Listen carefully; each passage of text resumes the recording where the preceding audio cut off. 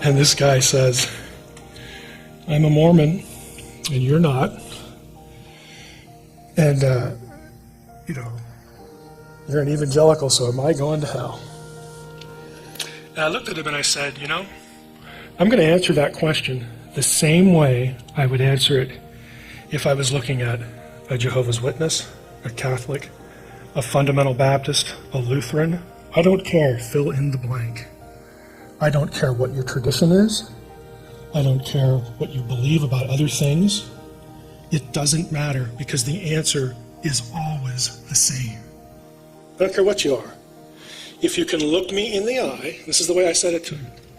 If you can look me in the eye and say to me that my hope for salvation, the forgiveness of my sins, my hope for eternal life, is based entirely on what Jesus did on the cross, and I bring no merit at all to the issue, no works, no performance, nothing. If I can say that I believe that exclusively what Jesus did on the cross is how my sins are forgiven and my hope of eternal life, you can look me in the eye and say that, you're in.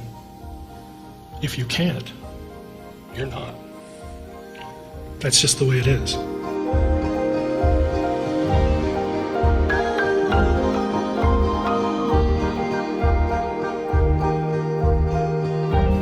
Now, I might, and we talked a little bit after, I might think that your theology is goofy.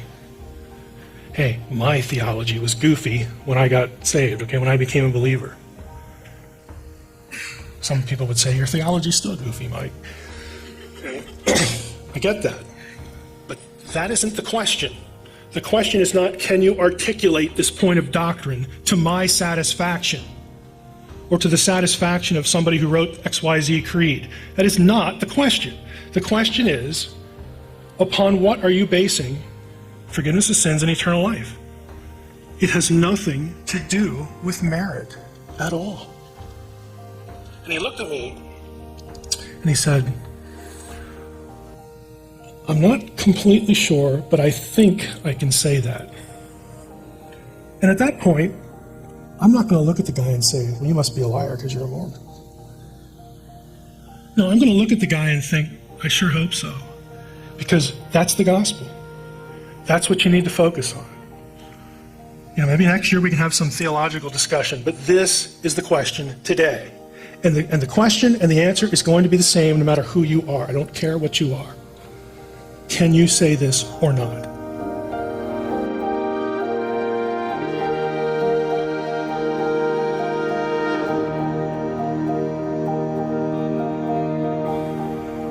Now, as far as the email, here's part of what I wrote back. Dear XYZ, the fact that you're not sure whether you'll lose your salvation over a divorce and remarriage makes me wonder if you understand the gospel. Salvation cannot be earned. It was extended to sinners, not to people in the process of cleaning up their act. Romans 5:8. Consequently, that which cannot be earned by moral perfection, salvation is not of works, and we're never going to be perfect, so it's totally out of reach.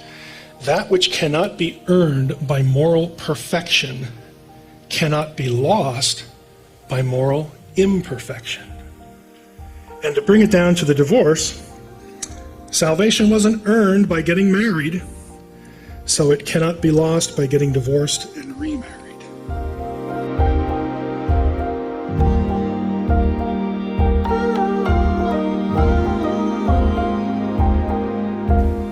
It's difficult. It's difficult to surrender any sense of merit. In part because we're sensitive, to sin. But you've got to get over the hump that God looks at you based on something you do. This is not how your relationship started. Okay, Christ didn't die for you while you were in the process of cleaning up your life, while you were in the process of learning to articulate the hypostatic union and the depth of the incarnation. Okay, he ain't waiting around for that. He died for you while you were yet a sinner. That's it. Period. Exclamation point, really.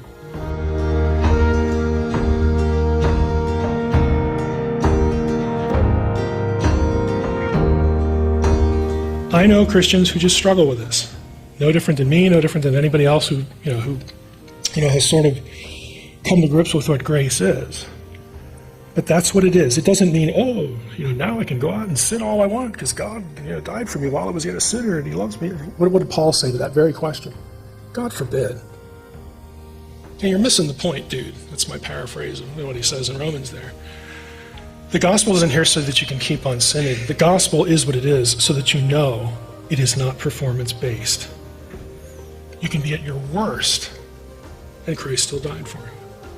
That's what it's for. It's not to give you permission to do something weird. So again, I think this is something we really need to grasp.